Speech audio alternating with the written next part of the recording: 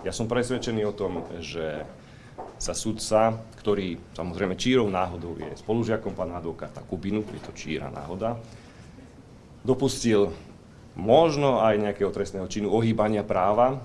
Verím, že v odvolaní budeme úspešní, že Krajský súd skonštatuje, že tam nebola príslušnosť civilného súdu konať a že potom bude minister spravodlivosti rozhodovať o tom, či v prípade tohto sudcu nie je potrebné podať disciplinárne konanie, keďže takto súd rozhodol. Ani sudca rozhodnúť nemohol a sudca prekročil svoju kompetenciu. My sa voči tomuto odvoláme a potom to už bude na pánovi ministrovi spravodlivosti, s ktorým som samozrejme tento postup konzultoval.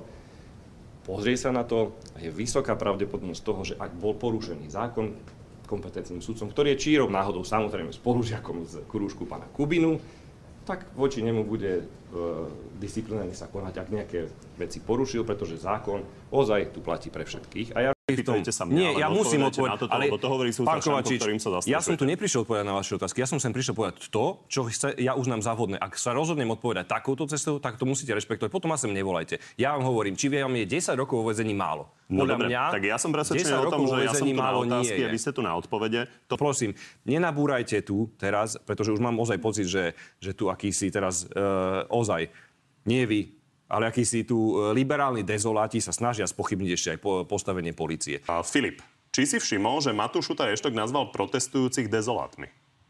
Nie, nevšimol a určite to tak nikto nemohol urobiť.